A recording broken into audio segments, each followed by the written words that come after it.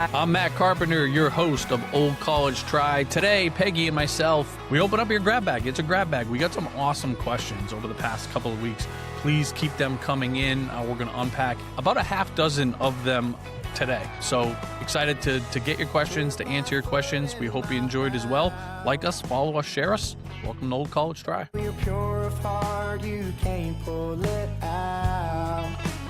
I was just inquiring what the weather was like in Tucson. I know it's different than... Yes, it's sunny, and it'll be, I think, in the 60s today. But really nice, crisp, sleeping weather. I'm not digging out like you, so I'm not making a snowman like Emma probably did today. 2 feet, back-to-back school day, so happy times for these kids. We're 2 days in a row is a little... We'll get through it just fine. The one day is always... For your neck of the woods, that's pretty...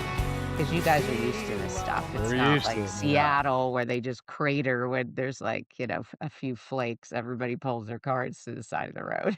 We're getting our money's worth. Ain't no doubt about it. But that's all right. I mean, look, for my money, if it's going to be freezing cold, might as well snow, So we're doing our best to enjoy it. Again, we're day 2. We're going to get tested a little bit today, right? We're going to get tested. We will be just fine. All right, we got our grab bag today, right? I was impressed with this week's questions. We have some really good questions. Some of I can tell are pretty astute families going through this process that are trying to take it kind of to the next level. So that's great. I'm excited to unpack some of these. But before we do, Peggy, give us some tunes that we should be getting involved. Yeah. So I don't know if you're a country music liker. My sister just cringes when I play some of my country music. So, but I would say have an open mind. It's a fun song. It's not a song that, is deep in any way, but it's just one of these songs I just love it. So it's the guy is Luke Combs, so he's a pretty well-known country guy right now. And the song is When It Rains, It Pours. It's just a great song. The album is This One's For You. I don't even know that I've listened to the whole album, but I don't know about you, but when I hear, some songs that I'm just going to love, it's kind of like books. When I first hear it, like I only need to hear a teeny bit, and I'm like, oh, I'm going to love this song. I just kind of know. And this was just one of those songs. So you can check it out too. Yeah, I know the song. I like Luke Combs. I'm a country guy. I'm a relatively recent convert. I don't know, maybe over the last 10 years or something like that, but fully converted. So not. And again, it's good to see it's having country is having a day. They're feeling themselves right now. So Luke Combs, Luke Bryan, right? Tyler Childers, some of these guys that are blowing up. So I'm in, Peggy. If those of you that are not in, give it a shot. I think to your point, I think that's an easy one. It's not like some of the tunes specifically that I've recommended here that you got to be patient with. I think this is more of like, pretty easy. Yeah, it's just a fun. You're driving around in your car. It's sunny outside kind of song. So or 2 feet of snow. Yes. All right, cool. So let's dive in. We got a handful, I think, of really good questions. Actually, we have a bunch, so we're not gonna get to all of them today, which again we love. We'll pick as many off as we can. Then again, we'll pick it up a few weeks from now and hopefully keep that list growing, right? And again, please send them in to us, right? Send them in to us. We will do our best to get to them. So this first one, Peggy, to me is this is somebody that's paying attention, right? And again, just wants to learn a level deeper. So I love that. And the question is, talk to me about the difference between colleges that use the federal methodology versus the institutional methodology. What are some of the key differences? So there's a lot there, right? Because I'm sure some people might be hearing that question going, what in the world are we even talking about? So maybe zoom out a little and then drill down for us. Yeah. So, and even the question when it was sent, they said FM and IM, which there's all these, abbreviations that we use that make it confusing. But yeah, so FM is the federal methodology and IM obviously is the institutional methodology. So again, to your point, going, a level up here, basically colleges are using it. Hopefully they're following the methodology that we know to figure out to get an idea for your family about what you can afford. And so they use one of two methodologies. Some have their own, side ones, but in general, these two different methodologies. So the federal methodology is what most colleges use. There's only about 250 of the thousands of schools in this country that don't. So It's transparent, it's very straightforward. You submit the FAFSA, the free application for federal student aid. It gets calculated. You see it when you log into your child's account. That's what the federal methodology is. So we don't want to get too far in the weeds, but the key things to realize is they're looking at income and assets. They're looking at student and parent income and assets. On the, income is mostly your adjusted gross income. There's a few add-ins there, but that's the lion's share of it. Assets are your non-retirement asset, and real estate minus the home you live in. And again, that's both, if you have a child who has a bunch of money, that's part of it too. So that's the federal methodology calculated through the FAFSA. Pretty transparent and straightforward. The other one is the flip side. Not so transparent, not so straightforward, the institutional methodology. Those numbers get calculated by those colleges that use the methodology through the CSS Profile, which is the other in financial aid form. There's a few outliers, Princeton, schools like that have their own form, but most of them use the CSS Profile. So again, income and assets, key differences. They're looking at your home equity and the home you live in, most of them. That's a key difference. Businesses are all on the table, whereas with the federal methodology, small businesses with less than 100 full-time employees that are family owned, the value of that business is off the table. Not so with the CSS. And then a key difference, CSS Profile looks at both parents if you're divorced or separated. The federal methodology just looks at that custodial parent. So that's what that means. And that's very high level on hitting like the key things here. You and I could go on, as you know, for 15, 20 minutes just about this and getting in the weeds. But is there anything, feel free to add Yeah, anything to to your that. point, right? We could do an episode on institutional methodology versus federal methodology, or they could each be their own, right? Just a couple of things that I'll add on or reemphasize, right? Number one, it's really important to know the business model. That's how we oftentimes, the terminology we use when we say what's a college's business model. Usually, what we mean is, or the starting point is, are they a federal methodology school, a FAFSA only school, are they an institutional methodology school? Because right away that gives us some hints, right? To your point, they're likely to consider home equity if they're an institutional methodology school. By the way, there's acceptance, right? That's why we got to go another level down to say, okay, well, how does this school actually do it within this kind of methodology umbrella? Again, we're a two household family. Okay, they're probably looking at both households, right? If they're an institutional methodology school, they're definitely not if they're a federal methodology school. To your point, business owners, right? Again, if we're a business owner, that's kind of a trigger. Okay, we really need to pay attention here because they're going to have a magnifying glass on our business if it's an institutional methodology school, probably not considering it at all if it's a federal methodology school. So that's why it really matters. And, again, I think I don't want to go too far down the rabbit hole, so maybe I'll stop there. But in terms of trying to figure out how affordable or not is a certain college going to be for my family, this is one of the first things that we'll look at, right? What basic business model is that school using, and how many of the variables that are relevant to our household are going to be a factor there, right? Yeah, that's where all these planning opportunities are. That's why it's so important for all of you to dig in or get support, from us to dig in, whatever, but you got to dig in and understand this stuff. Cause to Matt's point, this is their business plan. And if you go in and you have no idea the world you're playing in, then they hold all the cards basically. And then it can end up being super expensive when it really is not necessary to have the high costs that some families have. And if I'm a listener right now, I'm going, well, how the heck am I supposed to find out what what they use, right? What is their business model? Because it's not on their websites, that type of. It's all on our platform, guys. All on our software. So mycap.collegeaidpro.com. If you have your account, you can go in there right now. Click on any school. Put the name of the school in, Boston University, and then when you go on the financial tab within that school, one of the first things you'll see top left is, are they an institutional or methodology or federal methodology school, right? It'll say it right there, by the way, BU's institutional methodology. So that's the best place I would send you. Again, if you don't have an account, set up at least your free account today and just start poking around there, looking at some of the schools that you guys are talking about. And yeah, that's one of the first things you'll want to take a look at. let us make it more transparent for you. So, okay, this next question, very timely and will probably be timely for a while. So, the person said, college costs feel like they're in crisis. Agreed. Especially with AI changing majors and careers. Agreed. Sticker prices are insane and it feels hard to plan financially. So, sticker prices are insane. Agreed. Hard to plan financially. Lean on us. It is hard. It is hard to figure it all out on your own. It's virtually impossible to under just what we're talking about, IM versus FM. And then what is their business plan?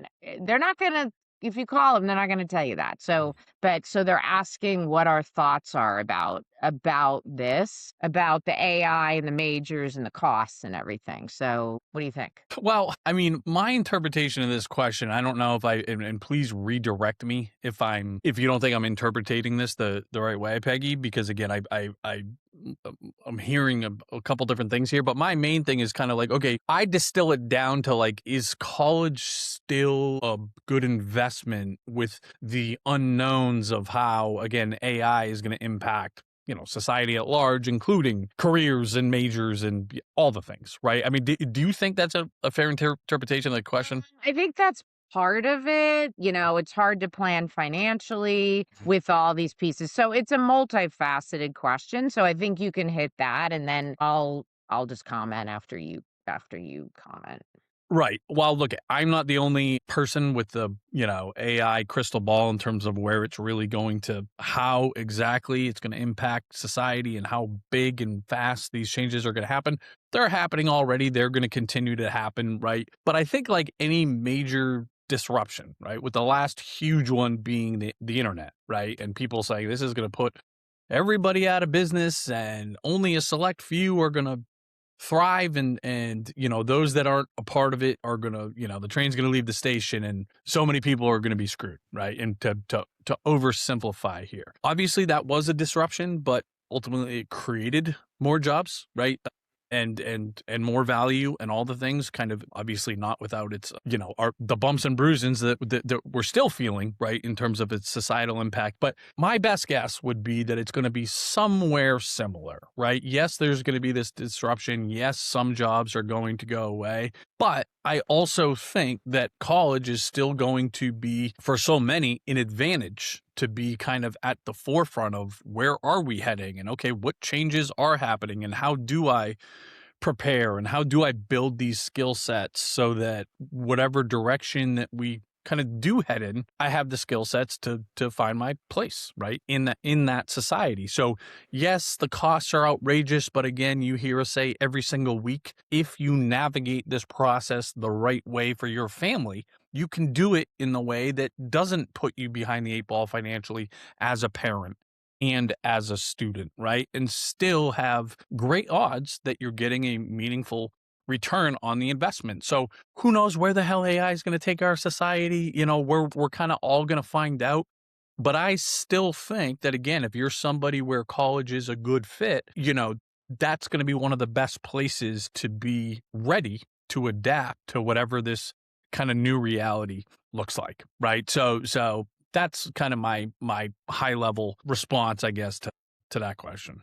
Yeah, yeah. And the studies are out there. If you're looking at it from a salary, how much you're going to make in your lifetime, college is still totally worth it. Is it worth it at $103,000 a year? I Humble opinion? Absolutely not. And I would say that about my alma mater, any school. It's crazy, but you don't need to be paying full price. So there's that piece. When it comes to AI, there's nobody. I mean, what's astounding about it, and you talk about the internet and the development of the internet, AI is just, it makes your brain hurt when you think about it, how quickly changes are happening. It's not years, it's like months. So Wow. none of us really know. But I would say, as you're guiding your child through this, it's not, "Oh, what, be a this." Well, I have a social worker therapist daughter. If I said, "No," back in the day for her, "You have to be a coder," that would have blown up and I would have had a miserable, probably have a kid with mental health issues, honestly.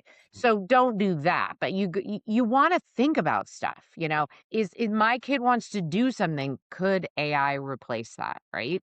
People have jobs right now that have been in their careers forever and AI is replacing it. So you just kind of You got to think about it, right? And none of us really know. And I think the colleges are starting to do that, or they should be, so that they're developing, the graduates that can go out and do something. So it's very, very challenging, or you could be class half full. It's exciting, right? So make sure your child's studying something that matters to them, but really do have to think about certain careers could go bye-bye, like The law school. If you're going to be a clerk that, gets out and works for some judge, that judge might be like, "Psh, I can just hit this and I can have all the data I need." Like there's just things you just as a parent, your child might not think about it, but you gotta think about it because the last thing you want is to graduate a kid who can't make much money, who's smart, who's done really well in college, but things have changed. the only other thing I'll add here, Peggy, is that God willing, AI doesn't make relationships obsolete. Okay, so assuming that that doesn't happen, one of the best places to cultivate great relationships for life is college, right? That's not the only place, but I think it's just one of the you and a lot of us, right, that have been fortunate enough to go to college. That's I think one of the first things that we would say, right? That's where I met my wife. A ton of my best buddies, right, are from college that I talk to every day. So much of the data says like what's maybe the one on the very short list of data points of what's leads to a fulfilling, happy life, deep and meaningful relationships, right? So that matters. And obviously that the question wasn't talking about that. It was more career focused. But we also know relationships matter so much in career too, right? Yeah, Career opportunities and just networking is the name of the game. Yep, interacting with others, that's what it's all about. AI is going to sort through all these resumes so quickly, but nothing can compete with a person saying, "Hey, this is a good person. Take a closer look at their resume. I can vouch. I can vouch for them." Right? Yep, yep, absolutely. Okay, let's see what we got next here, Peggy. Let me get you teed up. Where did you go? I know it's in here somewhere. Okay, again, we're getting in the weeds a little bit here, which again is great. So, if rental properties are held in an LLC, do they need to be reported on the FAFSA and or the CSS profile? So an LLC makes that property in a business, right? So we were touching on this with the IMFM. It matters if you have property that you're just holding, Peg Keough and Matt Carpenter own this cabin, right? That's our property disclosed everywhere. If it's in a business, and that's what people typically do, they say it's in an LLC and so it's in a business, then as we said earlier, on the FAFSA, small businesses, small family-owned businesses, the value of that business, if it produces income, that income's on your tax return. It's part of the income piece. But the value of that business, you're going to put 0 when they ask that question because it falls under the exclusion. So that's a wonderful thing if people have a $1 million property in a business that they're renting. That's a great thing that they don't have to put that, my whatever apartment is worth $1 million. On the CSS profile, as Matt said, businesses are asked about. So they will ask you how many businesses you have. If you have that one, it's in an LLC. Yes, I have a business. And then they're going to do a deep dive. They're going to look at your tax returns. If you incorporate a business, they're going to want your 1120S if it's an S Corp. They're going to want all that. So they're going to see it. And they really do go through that with a microscope. And that's a whole nother conversation where they throw out expenses and that can change your bottom line on income side. Quite often we see this. So CSS profile businesses, yes. FAFSA, small businesses with less than 100 full-time employees that are family owned, no. So that real estate it's a massive difference between those two forms and those methodologies. That's right. Only thing I'll add there is that as soon as we see somebody that's, owns an investment property, they're applying to CSS profile schools, so we know it's going to be in play at those colleges, we're already thinking, okay, appeal, right? Because we know the colleges are very likely to put more emphasis on this property and investment than we would like them to. And usually there's a sound argument you can make. You kind of alluded to it where they're not going to count depreciation, for example. They might put a higher value and less debt on it than, we have. So that's just a trigger for us to say, okay, we're going to be prepared to kind of fight them on this again before we even apply to the college. Yeah. Yeah, and actually, if it's in a business or not in a business, we have That's that right. mindset because there's all different nuances of sometimes people own property and that it's, they can't liquidate it. So, okay. All right. This one's kind of a sad one, but it's a good it's a good thing to talk about. So somebody wrote in and said, "My parents just passed away and I'm expecting an inheritance. I planned, and we hear this all the time, right, Matt? But that's earmarked for me for retirement. It's not in Uh-huh. a retirement account, but Uh-huh. in that person's mind, which is smart. That's good planning. Hey, that's for my retirement. Would putting that into a trust help in the financial aid Mhm. world?" Yeah. Great question. Obviously, to your point, shitty circumstances, and we're sorry for the loss, but hopefully we can help you with some guidance here. First of all, and we'll just say it, Peggy, just kind of our disclaimer: this is not financial advice, right? And you and I know this. If we got this question from 10 different families, some variation of it, we might be giving 8 pieces of separate advice because there's not a one Yeah. size fits all, right? And we'd have to have way more context and tell us about this, that, and the other before we could say, okay, here's what I think is your best path forward. But when it comes to the trust specifically, they're going to ask you point blank on both the FAFSA and the CSS profile, what do you have in the value of a trust? Okay. So it is not quote unquote sheltered from the financial aid calculation. And that is true for both federal methodology schools as well as institutional methodology schools. Again, every school, regardless of their business model, is going to ask point blank about the value of a trust. And in the CSS profile, they're going to really drill down. Is it, what kind is it? Is it revocable or irrevocable? They're going to want all the specifics, whereas they just want the dollar amount on the FAFSA. Now, if you have a quote unquote blind trust, so a trust that is its own entity that does not flow through to your personal tax returns, colleges will be quote unquote blind to it.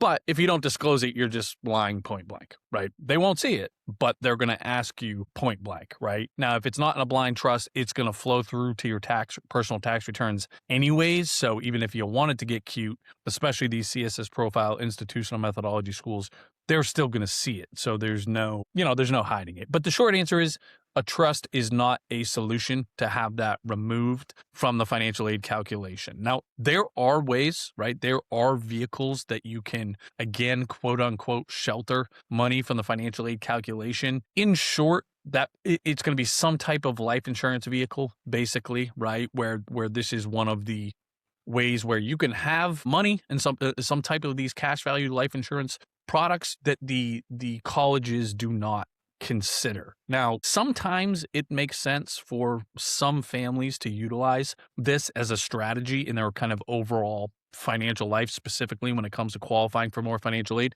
but those are outliers. I'm not saying we never recommend them, but it is rare. And we like to say that because if you're talking or working with any professional and insurance is coming up all over the place, especially if it doesn't feel like, I have this unique situation like this, like we're describing, usually that means run for the hills because there are folks in our industry that are, we usually say they're, wolf in sheep's clothing type of deal. Insurance salesmen that are using the, college advice as kind of as a way to get insurance leads and sell insurance products, right? Is that everybody? Of course not, right? There's good actors that do that. Again, verify it, right? If you're getting that advice, go see if there's a counter, go talk to somebody else. But again, there are options and where you can have money that is not considered within either or any financial aid calculations. The only thing I'll add, just being a financial planner by background, don't make any decisions in a silo, like a financial aid silo. You got to look at the tax ramifications. Sometimes when people are incorporating, there's legal ramifications. Get advice and make sure whoever you're getting advice from is aligned with you, right? If it's really, I'm charging you nothing, blah, blah, blah. They're making money somewhere, right? So you just got to put your critical thinking hat on and just, yeah, don't make any decisions. So we're in no way telling you not to do that. But as Matt said, it's not our go to strategy.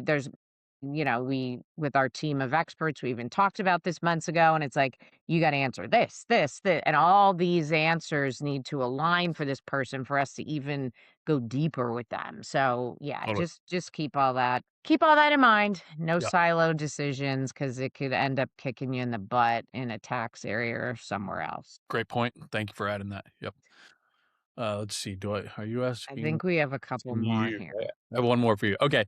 This is an annoying one, Peggy. I think most families are just kind of assume like, all right, I got to go through this beast of a financial aid application process. I got my FAFSA done. I got my CSS profile done. I went through IDOC and verification, but at least I'm done. Are we applying? Do we have to go through this, every single year, or is it just kind of one and done here? Yeah, sorry to say, with the FAFSA, you're absolutely not done. So that's every year. They're going to reassess your ability to pay every year. CSS Profile, it depends on the school. I don't even know, Matt. I've never like asked ChatGPT what percent of schools require it in year 2, 3, and 4. If they require it in year 2, that means they're going to require it every year. I mean, I had an architecture kid in 5 years. I met with that mom to do the CSS profile because it was a 5-year program. So you might get lucky and your child's at a CSS school that only wants it freshman year, but they are going to assess and give you a new package every year. So it might be something where you're still reaching out to them. I mean, the thing is, it's never, and this is not a negative thing, but you're not really done till your child is graduating, right? There's just ongoing. We talk about that all the time. There's more money when your child's in school. You can appeal when your child's in school. So all of this is just wrapped into this question, is that, the quick and dirty is FAFSA every year, CSS maybe every year, maybe not, right? Mhm. You're going to want to have in your mind too that even if you don't have to do the CSS, there's stuff you want to share with them about your financial situation that maybe isn't as good. Even though you don't have that CSS vehicle that's more detailed, you're still going to want to reach out. So just keep that in mind as just a sidebar. Only other thing I'll throw in the mix there is we always recommend you appeal every year too, right? Our best odds are appealing freshman year, right? Because we have leverage and we have choices to make, and our odds of a successful appeal usually go down each year unless there's been some really significant change. But that's something I want to be thinking about too. Hey, I want to have that mindset. I'm going to go back and try to get as good a deal as I can every single year, not just freshman year. Yep, yep. Okay, so our last question that I have for you is, the person said, how does child support factor into the SAI calculation? So maybe just, we've kind of touched on this, but just high level, explain what SAI is, and then you can explain where that fits in. So SAI, Student Aid Index, right, is relevant to the federal methodology, institutional methodology conversation as well. This is the dollar amount that gets assigned to our family based on our family's financial situation, right? So based on income, assets, those are the big drivers. And of course, there's some more specific variables that are relevant there as well. But it's this dollar amount that gets assigned to the student based on our family's financial strength or lack thereof. Okay. Now, if we're a household that receives child support, that is relevant, but it is not as significant as it used to be. Okay. It used to be treated as untaxed income. So if we got $20,000 in child support, not only were the colleges considering that $20,000 in income, they consider it untaxed income. So they almost look at that as like, you got $30,000, right? Because if it were taxed, you would have netted 20. So it was really significant. Now they treat it as an asset. So as opposed to just, really making that a huge negative in terms of how it impacts your SAI, it's close to negligible. So if you get $20,000 in child support, right, they're looking at that again as an asset as opposed to income, and back of the napkin math. That means they're going to dock you 5 to 6% of that. Again, it's school specific, and, there's other variables in there. So that is not, but I'm generalizing, right? But again, back of the napkin math, if 5 to 6% of our child support could be counted towards the student aid index. So for the vast majority of families, it's like a negligible impact now, which is great in a lot of ways. So again, is it relevant? Yes, but for most of us, it's not going to have a huge impact on how affordable or not a college is going to be. Much less of an impact than it used to be because Sure. income is close to 50%. So that was huge. Right. Yeah. So that was a nice change for divorced and separated families. So Great question, actually, Great really. question, and the only, again, wrinkle I'll throw in there is, right, that specifically institutional methodology schools, these private schools, they're private businesses. They can do their own thing, so they can make judgments how they see fit. So if I'm a family receiving child support and going to an institutional methodology school, that's something I'd want to take a close look at, is how much of the child support are they considering? Did that hurt my financial aid offer more than I would expect? Is that something that I should appeal? So again, just Yeah, always great yeah. to keep an eye out with Well, and to add on to that, it's so common that child support ends when the student's 18 or the student's going to college. So it's kind of like, why the hell are you including it at all? Because I don't have it now to pay that bill in fall of 2026 or 2027. So again, to your point, it's appealable. It's yeah. it's totally appealable. So you have to have that mindset. Like, I'm going to be honest. I'm going to tell them what they're asking, but then I'm going to come back. I'm going to come back and we're going to chat, not negotiate, but we're going to chat. So just always keep that in mind. So, well, these were great questions. Very good. Thank you. It's Great always question. fun to see kind of what's keeping people up at night. And if we can show up and alleviate some of the stress, that's what we're here for. So we like doing this once a month, right, Matt? Talk to us, people. Talk to us. Yeah, great questions. Yeah. Again, I feel like we got a month smarter as an audience. Really good questions. And again, if we didn't scratch the itch in terms of if these are relevant to you, talk to us, right? And talk to somebody on our team, and we'll make sure that your question's answered. All right, Peggy, you enjoy All your right. 60-degree sunny weather. Have fun continuing to dig out. I actually like shoveling. Not 2 feet of snow at once, but I always workout. like shoveling. Good workout, and then this is the easy stuff. It's so cold that it's light. Not It's not a heavy snow, yeah. not a heavy snow. Yeah. All right, right. Be out there. Bye, everybody. Thank you. Tune in next Bye-bye. week. Okay, everybody. We hope you enjoyed today's episode, hosted by myself, Matt Carpenter, and Peggy Keough, the fairy godmother of financial aid. As always, this has been edited and produced by Eileen Campbell. If you got anything out of this, or you enjoy us at all, please like us, please follow us, please share us with your friends. Thank you.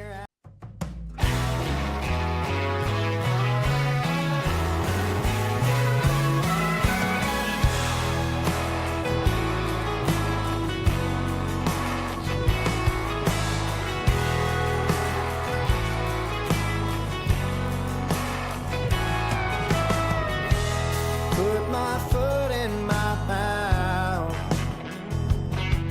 Though you're pure of heart, you can't pull it out. But you keep lying around. I keep lying to myself. Back when I used to get by, giving it the old college try. I can't keep up with you, and I didn't come this far to feed you all my life, but you get the best of my time. You put me on another walk of shame with a little pep in my stride. Couldn't break your spell if I tried.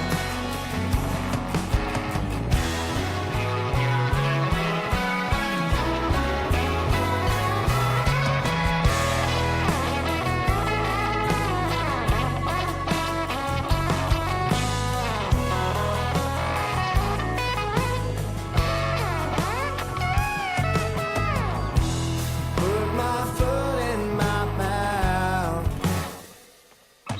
You're always laughing at me for crying out loud. Well, it's something that I can't help, but you always say, well, hell, we'll